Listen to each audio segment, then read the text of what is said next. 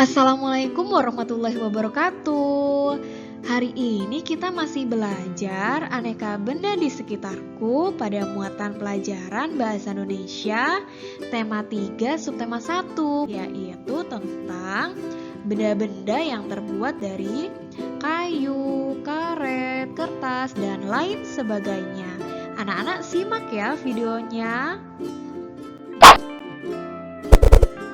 Tujuan pembelajaran hari ini adalah anak-anak dapat menyebutkan macam-macam benda yang terbuat dari kayu, kertas, plastik, kaca, logam, dan karet.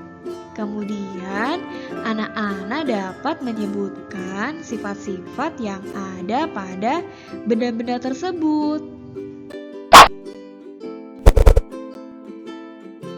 Benda terbuat dari kayu. Proses pembuatannya dimulai dari menebang pohon. Nah, batang pohon yang telah ditebang disebut kayu gelondongan atau log. Kemudian, log dikirim ke pabrik atau pusat penggergajian. Nah, untuk menghindari jamur dan serangga, kayu tersebut dikeringkan terlebih dahulu selama 2 hingga 4 minggu. Kemudian baru dibentuk. Keunggulan kayu itu mudah dibentuk, kemudian kayu tertentu seperti jati dapat bertahan hingga ratusan tahun dan kuat. Selain itu, kelemahan kayu itu mudah terbakar, jenis kayu tertentu mudah terserang rayap dan jamur.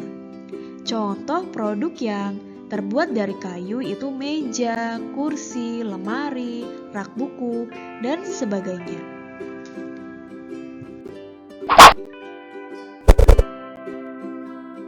Benda terbuat dari kertas.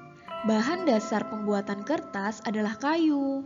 Prosesnya dimulai dari memotong kayu sehingga sebesar korek api, kemudian setelah itu kayu dipanaskan hingga menjadi bahan lunak seperti bubur yang disebut pulp.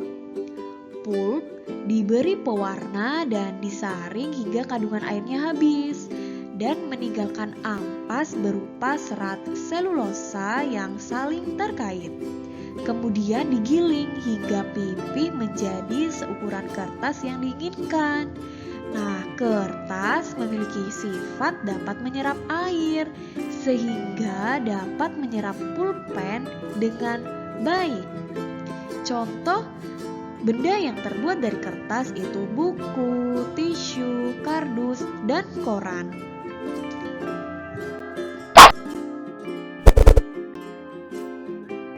Benda terbuat dari plastik. Kelebihannya, plastik murah dan tahan lama, tidak tembus air, mudah dibentuk dan ringan sehingga dapat dibuat menjadi berbagai benda. Kekurangannya, plastik membutuhkan waktu yang lama untuk terurai atau membusuk, sekitar puluhan bahkan ratusan tahun. Untuk mengurangi sampah plastik dapat dilakukan dengan 3 cara, yaitu reduce atau mengurangi, reuse menggunakan kembali, dan recycle itu mendaur ulang.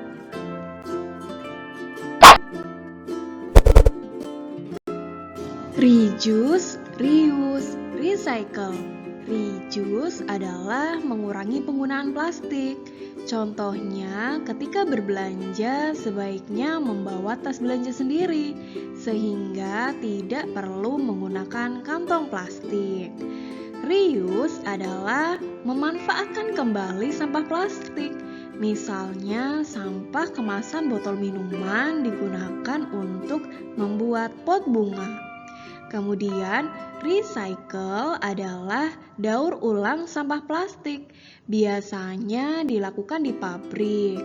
Sampah plastik diolah menjadi barang baru yang dapat dimanfaatkan kembali. Benda terbuat dari kaca. Benda yang terbuat dari kaca antara lain gelas, piring, mangkuk, kacamata, akuarium, jendela, dan peralatan laboratorium.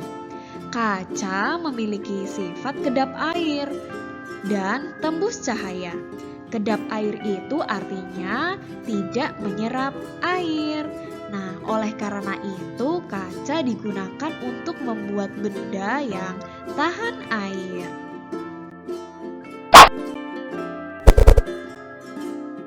Benda terbuat dari logam.